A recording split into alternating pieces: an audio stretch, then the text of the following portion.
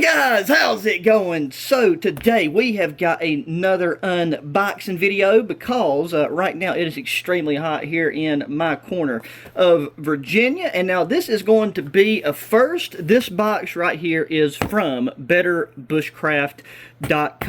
I just have took and slit the tape on this, and this thing actually had some pretty tough tape, and I knocked my camera over and it stopped recording, so I just redo that little intro there. But yeah, so this right here, we got the tape cut but have not took anything out of the box yet.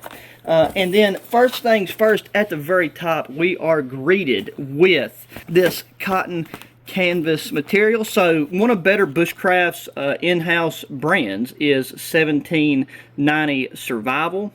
And then this right here is their wax canvas log carrier. But now, I went with this because the way that this thing is designed, it can be used as more than just a log carrier. So once you take and fold this thing out, it is made of like really premium waxed canvas. But then you have this long rectangular styled piece of material that can make a phenomenal sit pad. You could use this, you could hang up one strap along the edge of the tree, have a waterproof backing and seating area. You could take and stuff debris underneath it to add cushioning. It's not overly thick, I mean very durable, but as far as its packability, you know, regardless on if you're going with a full-on bushcraft setup or you want to just slide this down in your backpack for some regular hiking and backpacking, you can do that. I'll get that tag off of there, but this is something that you guys will probably be seeing a lot in upcoming content because the weather, it's just randomly raining all the time. This can also be used to drape over your gear, whether it be your backpack, your boots before you go to bed, your chair, just anything you want to keep any rain or residual moisture off of. This can do it. It can also act as a nice little EDC pad area that you can lay out your gear or do any little like camp task and things of that nature. So very cool. When I first seen this on the website, and this might be something some of you guys would be wondering too, I thought the straps, they looked a lot thicker and less packable on the website itself, but I am happy to report that these things are actually they're pretty minimal, so they're not going to get in the way, and it doesn't affect its overall packability. Okay, now right here we have ourselves a piece of surplus. It's going to be kind of hard to show you guys this thing as a whole right now, but I do plan on taking it out for an overnighter within the week. But as you can see on the tag there, this is a French military OD mosquito net, and this does have a floor in it, meaning that it's not just the netting that would be draped over the cot or whatever you decide to use it as. You could use this as a freestanding tent. You would just want a waterproof base, like a waterproof mat or tarp underneath you. But you can take and tie this to the corners of a cot. I've got a low profile ultralight backpacking cot coming from Nature Hike that should be here hopefully before I take this out. So that will allow us to be elevated up off of the ground about 6 to 8 inches if I remember correctly. Then we can tie this up, we'll get maximum airflow, and we can have a tarp over top of us. Shouldn't be any rain when I'm planning on taking this out, but there's, you know, always the humidity and just the dew point and stuff that you get at night and in the morning. So I know that this right here is a huge portion of what was taking up the inside of this box, and I had no clue how much this thing was actually going to weigh, but the weight is not that bad. But this mesh, this mosquito mesh material is very durable. Just getting that surplus durability here, and I mean, you know, not had a chance to set it up, but I'm sure that this piece is in great condition. Just flipping it over, looking around, I'm not noticing any signs of wear, any holes, any tears, so that is dope. And also it just has a very slight surplus smell to it, but nothing too dank or nasty, so that is awesome. So that right there was our contents list. Got a good handful of these Better Bushcraft stickers, so I will put that with my other sticker collection. Once we get the gear shed more squared away, I hope to set up like a sticker board or a sticker wall. Okay, but let's take a look right here. So, okay, so this is one of their EDC pouches in Greek Lizard. if you've been around, especially since I started using that Arctic smock and Ranger pants last year, I've fell in love with the Greek lizard camouflage. I just think it's very, very effective for my area, and it's good for like summer and fall and winter, at least the areas that I'm in. It is. So this is an EDC pouch. But yeah, then we got this additional D-ring up in here. Now this is going to be really nice. Aside from having these attachment points, like you could attach this via molly webbing, or you could run it on your belt. And what I'm going to be using this for right now is whenever I'm wearing cargo pants, they're not the Ranger style, meaning it doesn't have all those additional pockets down towards the ankle, and then up front, kind of below where your standard left and right front pockets sit. I like to carry around the fire plugs. I'm going to put those in there. Now I could take and put the fire plugs in one of these Ziploc bags, but I got these heavy-duty Ziploc bags that recently come in some packages or something that I got, and they're just really handy to have. And I've already used one of the 3 that I got. Here is my collapsible fire bellow called a fire flute. That's good to go down in there. And then my ferro rod, if this one will fit, it should fit. I can fit that in there as well. And then all of them items, then I can just slide this pouch down into one of my cargo pockets, and everything is contained, and I don't have to be running my hand around the inside just trying to chase things down, which is really handy, especially if it's dark. And speaking of dark, I probably will also take and throw on a County Com glow-in-the-dark toggle of some sort just on the outside. I've really found those helpful when keeping track of smaller pieces of gear, and actually too, got a couple books of MRE matches. We'll slide that down in there as well. And plenty of room left over. You can still put some Band-Aids, some itch cream, like, you know, whatever little other summer sundry type items you might want to carry with you. But that right there is one of their pouches. Okay, and continuing with the wax canvas gear here, same thing, the 1790 Survival. This is a spice kit, and this one is quite a bit different than a lot that I've seen, and definitely different than any that I have. I've put one together myself, and then my other smaller 4-vial one is I think it was a Heath and Row, something like that. But this one has some larger, more girthy glass containers. Does have the screw top, which overall I do like that more than the corks, just because corks can shrink, they can crumble, and the screw tops are just more secure. But I'll have to pop this down down to the sink and give these a good wash. But 4 is kind of perfect because, you know, salt, pepper, Old Bay, and then the 4th just kind of depends on what I'm doing. Salt, pepper, and Old Bay really covers the majority of my bases, but then if I want to take and throw some steak seasoning or some garlic, something like that in the 4th one, then I can do so. And yeah, just same high quality wax canvas material. That is not a belt loop. That right there has a little bit of a sleeve down the back, which not positive what that could be used for, but another place to stuff something nonetheless.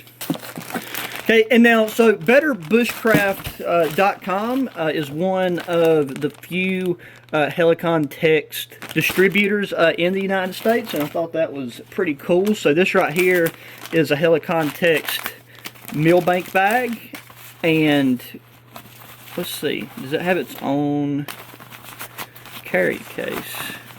No. Okay, so at the very top, that's actually it's a pretty unique design. Not seen that before. So sewed into the top, you have a carrying case. This is like a ripstop nylon material. I'm sure that is highly water resistant, if not waterproof.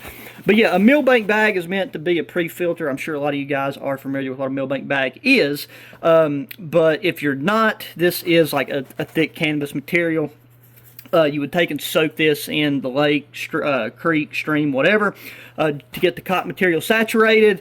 Then you scoop up your water in here and let this drip down into the container that you're either going to be boiling your water in or filtering. So even if you're using a Sawyer filter, a Grail, any filter, this right here will just extend the life and reduce the amount of back flushing you'll need to do, and just help keep a nice fast flow rate on your water filtration system. And yeah, then having this integrated bag is really cool, because even after you get done, if this thing is still wet, I mean, I would wring it out and and dry it as much as possible. But then you can just kind of cinch this down, and that right there is about the size of a tennis ball once it's fully squeezed together.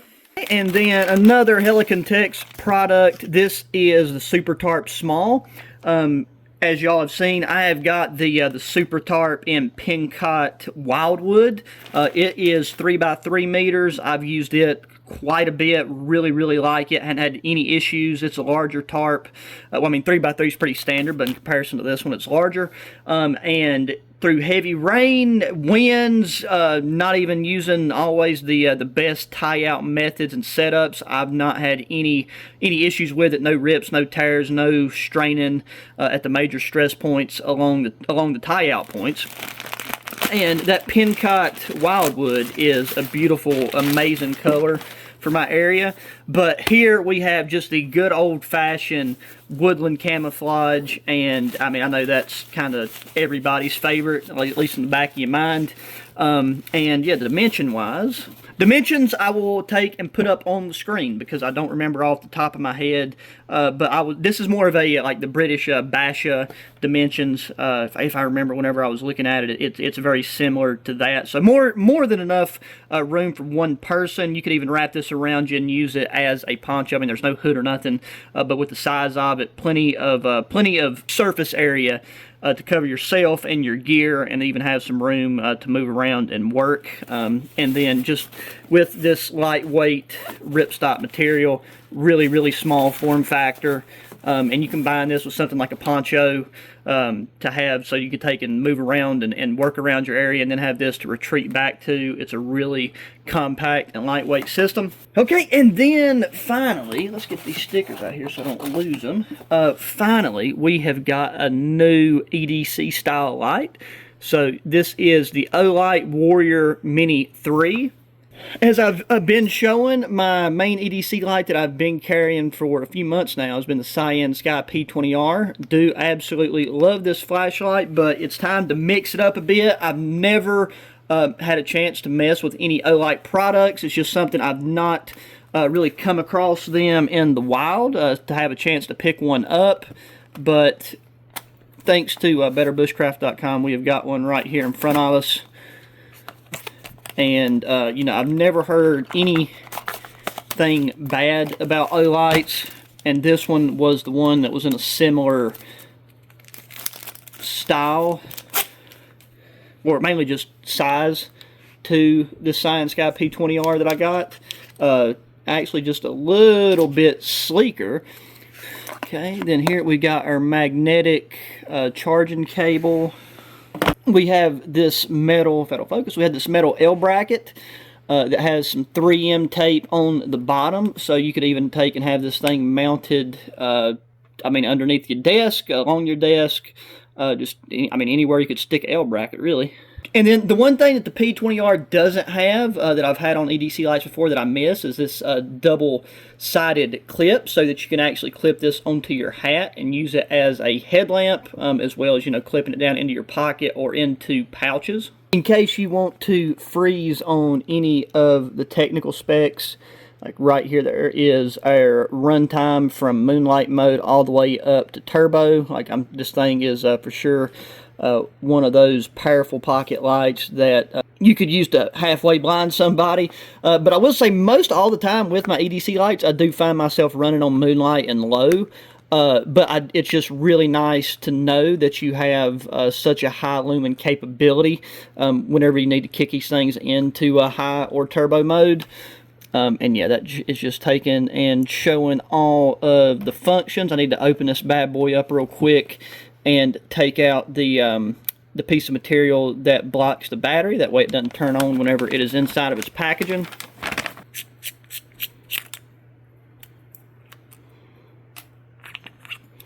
And then just wanted to take a gander at our battery there. Cool deal. The body of this, though, has just such a bulletproof feel to it. I love how it's like ribbed 360 degrees around the main body. And then hitting our tail switch right there, that's how we turn it on.